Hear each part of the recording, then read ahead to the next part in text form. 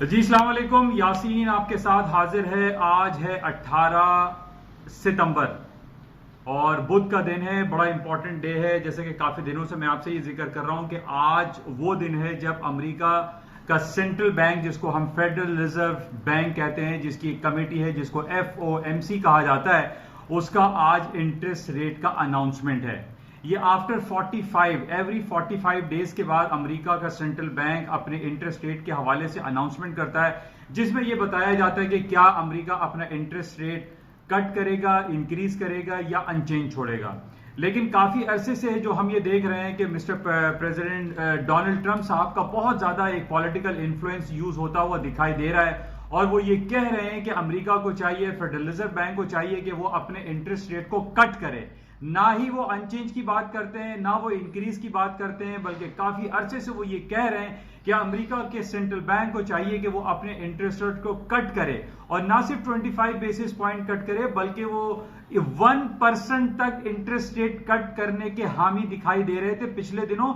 लेकिन पिछले 1-2 दिन पहले जो हमारे पास रिपोर्ट्स आई, उसमें वो ये कह रहे हैं कि अमेरिका के सेंट्रल बैंक को चाहिए कि वो अपने इंटरेस्ट रेट को जीरो कर दे, बल्कि जीरो से भी नीचे वो माइनस की तरफ आ रहे हैं। जैसा कि हमें ये पता है कि स्विट्जरलैंड पिछले 5 साल से तकरीबन अपने इंटरेस्ट रेट को -0.75 पे रखे हुए हैं। इसी तरीके से जापान का जो इंटरेस्ट रेट है वो -0.1% है, यानी 10 पैसे माइनस है।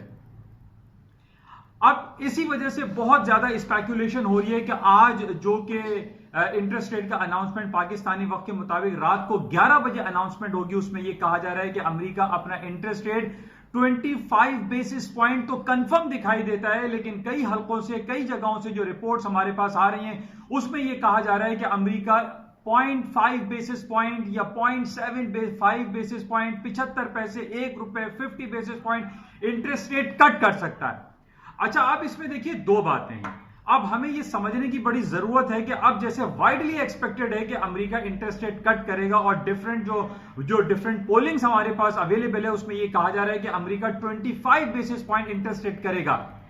अब जब हम ये देखते हैं कि 70 to 80% जो पोलिंग रिजल्ट्स हमारे पास आ रहे हैं और उसमें यह कहा जा रहा है कि America 25 basis point interest rate cut करेगा, और अगर 0.5% या 50 basis point America interest rate cut कर देता है तो मार्केट में एक बहुत बड़ी मूव एक्सपेक्टेड है। क्योंकि नॉर्मली हमारे पास यही होता है कि जब आउट ऑफ एक्सपेक्टेशन कोई चीज जाती है तो उसका रिजल्ट बहुत ज्यादा, एक आप कह लीजिए कि पॉजिटिव या नेगेटिव होता है। मार्केट में अनचेंज वाली कैफियत नहीं होती। यानी गोल्ड की मार्केट है, करेंसी मार्केट है, स्टॉक मार्केट है, चाहे वो ETF के शेयर्स हो, एक्सचेंज ट्रेडेड फंड हो या कोई कमोडिटी हो, इसमें एक भयानक किस्म की मूवमेंट आती है अगर मार्केट आउट ऑफ एक्सपेक्टेशन जाए। यानी जो रिजल्ट हमारे पास आ रहा है कि 25 basis point interest rate cut होगा, अगर 50 basis point interest rate cut हो गया या 0.75 इंटरेस्ट रेट कट हो गया, तो मार्केट में एक भूचाल जैसी कैफियत आज रात 11 बजे हो सकती है। तो बहरहाल इस वजह से आज बहुत इंपॉर्टेंट डे है और ये हर 45 दिन के बाद ये दिन आता है और इससे पहले बहुत सारी स्पेक्यूलेशन शुरू हो जाती है कि जनाब 50 बेसिस पॉइंट कट होगा या 25 बेसिस पॉइंट होगा। लेकिन इसका रिजल्ट हमें जो क्लियरली सामने आएगा वो रात को 11 बजे आएगा और उसके बाद हम ये देखेंगे कि क्या उनके प्रेस स्टेटमेंट आती है और उसके क्या कमेंट्स आते हैं और उसका आफ्टर इफेक्ट्स मार्केट पे क्या पड़ते हैं। तो बहरहाल इस हवाले से आज का दिन बहुत इंपॉर्टेंट है, जिसकी वजह से हम ये देख रहे हैं कि आज थोड़ी सी मार्केट रिलक्टेंट दिखाई दे रही है, कोई खास बहुत बड़ी मार्केट में मूव नहीं है।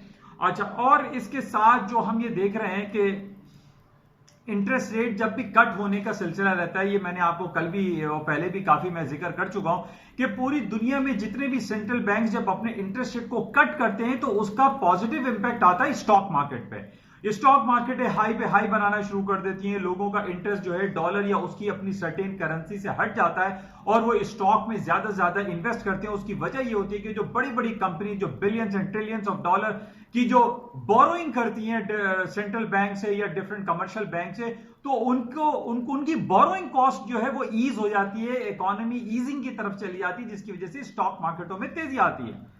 अच्छा, अब हम इससे पहले ही से देख रहे हैं कि कम से कम पिछले 6 महीने से मैं आपसे यही बयान कर रहा हूं कि अमेरिका की स्टॉक मार्केट तारीख की बुलंद तरीन सतहों पर चलती चली जा रही है।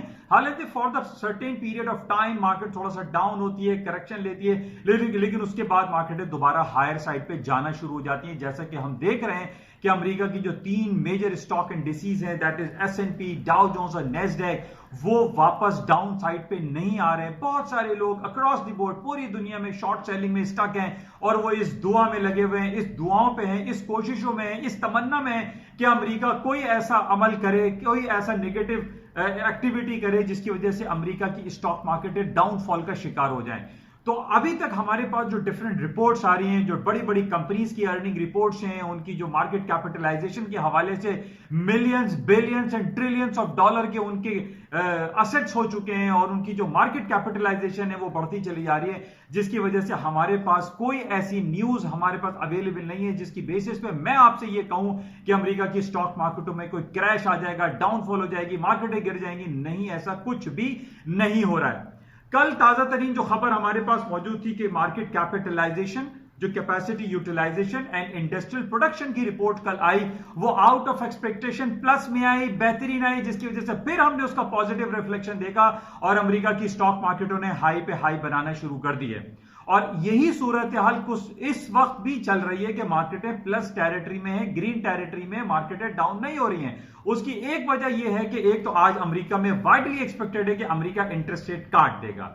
अच्छा, अब दूसरी तरफ हम आ जाते हैं कि सैटरडे नाइट को या सैटरडे को जो वाकया हुआ सऊदी अरब के ऑयल रिफाइनरी, जो अभी कैक में उन्होंने जो एक अटैक हुआ जिसके बारे में कल ये कहा जाता रहा, एक इल्जाम ईरान के ऊपर लगा कि ये हौसी कबाइल जो यमन में है उसको फंड जो है वो ईरान करता है और ईरान की तरफ से ये सऊदी अरब की ऑयल रिफाइनरी पे अटैक हुआ।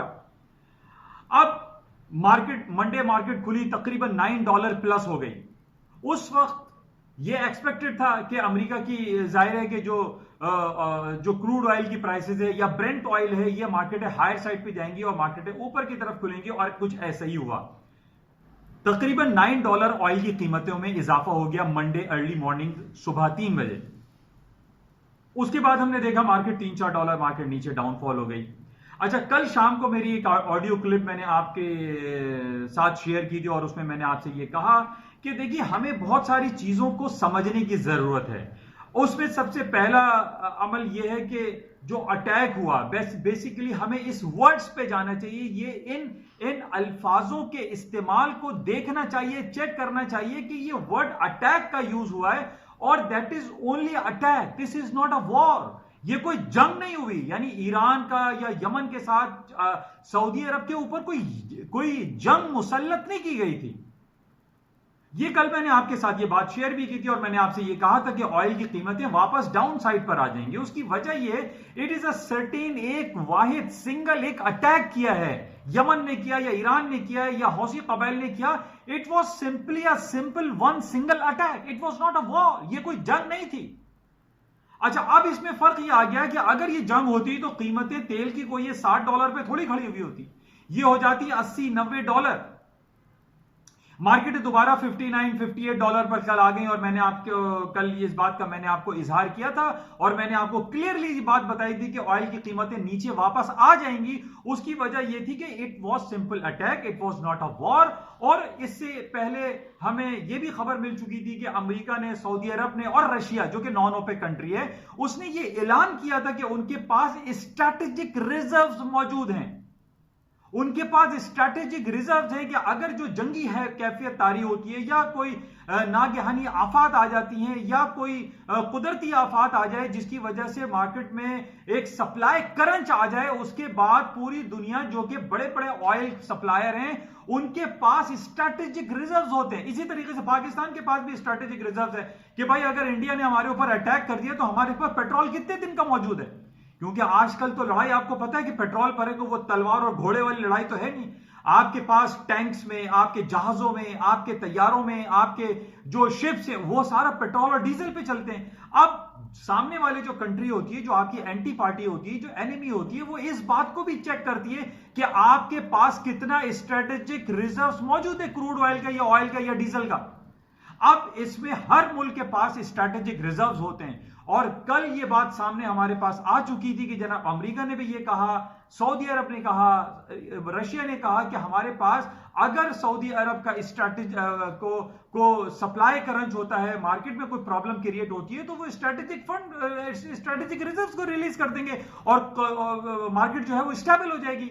और अमेरिका की तरफ से हमारे पास ये रिपोर्ट आई कि जनाब हम इस चीज को बहुत बगौर जायजा ले रहे हैं कि market is well supplied at the moment, market में कोई सप्लाई क्रंच नहीं है, जिसकी वजह से हमने कल देखा कि ऑयल की कीमतें $4 तक गिर गई, $5 तक तकरीबन डाउन हो गई, 58.75 का लो कर दिया था। और यही मैंने आपको इसी रिपोर्ट के पढ़ने के बाद मैंने आपके साथ ये बात शेयर की थी कि ये स्ट्रैटेजिक रिजर्व जो है वो लेकर आ जाएंगे मार्केट में और तेल की कीमतें वही $55 तक आएंगी जहां पे फ्राइडे को मार्केट क्लोज हुई थी।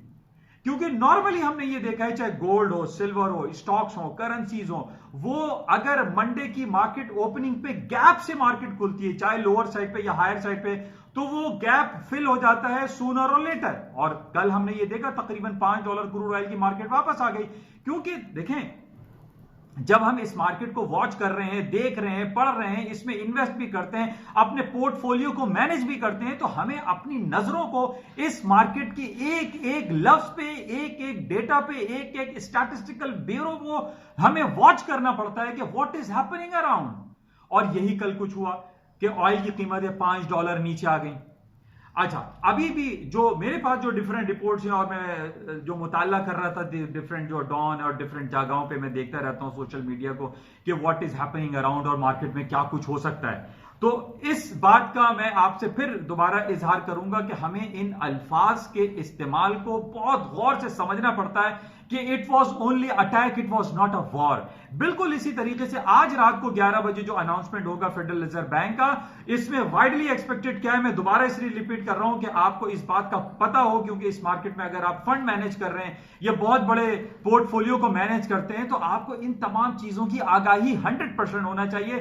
देखिए, इसमें जरा सा भी मैं ये कहूंगी, मैं 99% कंफर्म हूं, 99% is nothing in this financial market. आपको 100% श्योर होना चाहिए, अल्फाजों के इस्तेमाल को आपको बगौर वॉच करना चाहिए कि क्या हो रहा है। इसी तरीके से आज जो 11 बजे अनाउंसमेंट होगा, उसमें जिस तरह ये कहा जा रहा है कि 25 basis point interest rate cut होगा, अगर 50 basis point interest rate cut हो गया तो मार्केट में एक भूचाल जैसी कैफियत हो जाएगी और मार्केटों में बहुत बड़ी मूव आ सकती है। तो इसलिए मैं आपको अभी से ये कह रहा हूं, अभी तकरीबन 11-12 घंटे बाकी हैं, रात के 11 बजे अनाउंसमेंट है, तो इसको आप क्लोजली वॉच करें, मार्केट की एक एक रिपोर्ट को पढ़ें और समझें कि मार्केट में क्या हो सकता है।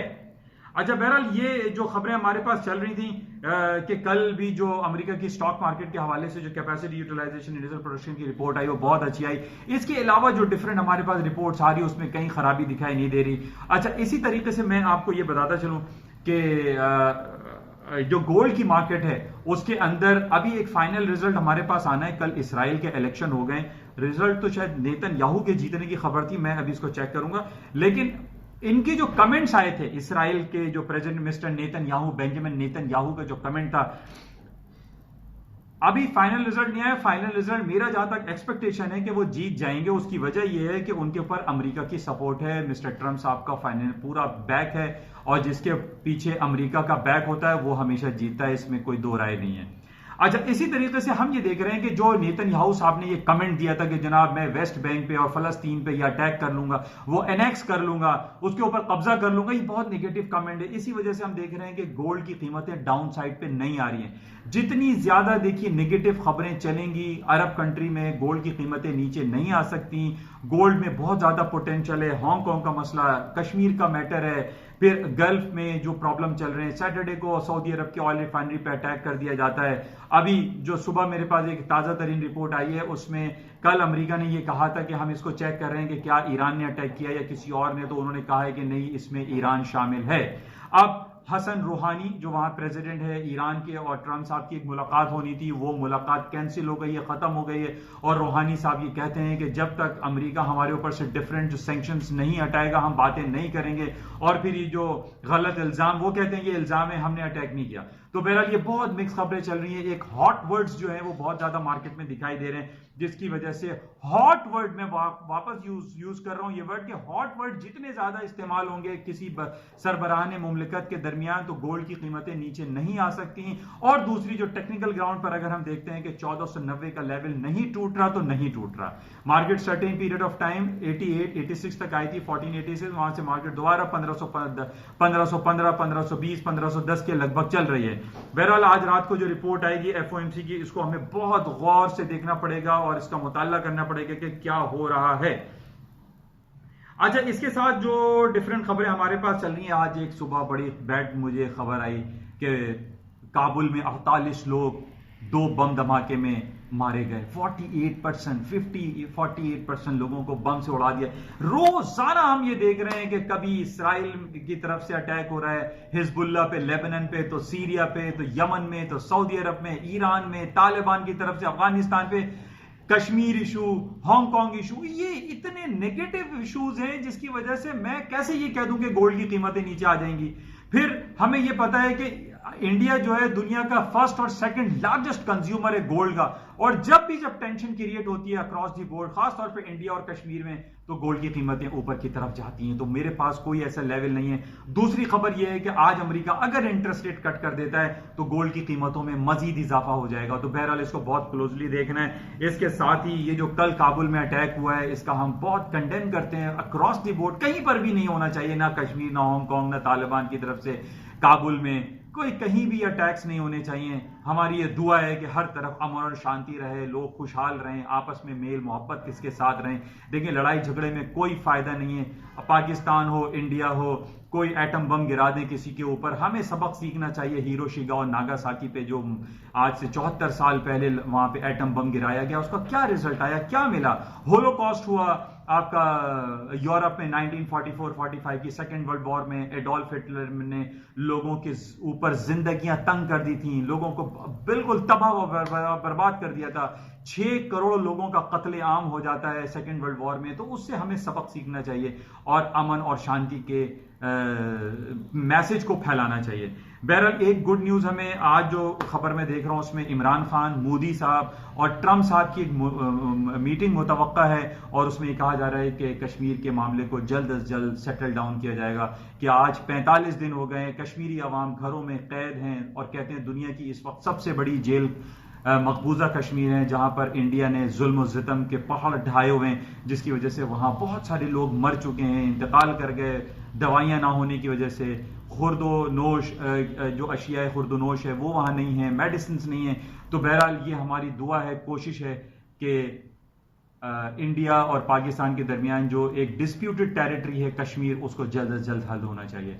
इंशाल्लाह राब्ते में रहेंगे। और आज फिर मैं बताता चलूं कि रात 11 बजे अलर्ट रहिएगा। अमेरिका की बहुत बड़ी एक रिपोर्ट है FOMC की, जिसमें इंटरेस्ट रेट का अनाउंसमेंट होगा, उसमें मार्केट की एक बड़ी मूव आ सकती है। मैं जाते हुए आपसे फिर ये कहूंगा कि इस YouTube चैनल को ज्यादा से ज्यादा आप सब्सक्राइब करें, लाइक करें, शेयर करें। इसके देखिए, शेयर करने की मैं बात सिर्फ इसलिए कर रहा हूं कि ये उर्दू सहल अंदाज में है, बहुत सीधे तरीके से मैं समझाने की कोशिश करता हूं कि लोग जो इस फाइनेंशियल मार्केट, जो बिलियंस एंड ट्रिलियंस डॉलर की फाइनेंशियल मार्केट है, इसमें मोहतात अंदाज में पढ़ें, लिखें, समझें, उसके बाद कोई ट्रेड अप्लाई करें। अदरवाइज मैं उन तमाम लोगों को भी ये सलाह देना चाहता हूं जो एक छोटा फंड लेके $5,000, $2,000, $3,000 का काम करते हैं। मैं उन लोगों को ये सलाह दूंगा कि वो इस फाइनेंशियल मार्केट में कभी भी काम ना करें, ट्रेड नहीं करें। ये हाईली सब्सटेंशियल लॉस इसके अंदर हो सकता है, नुकसान हो सकता है। मैं लोगों से ये कहूंगा कि छोटा फंड लेकर इस मार्केट में बिल्कुल ट्रेड ना करें, बिल्कुल काम ना करें।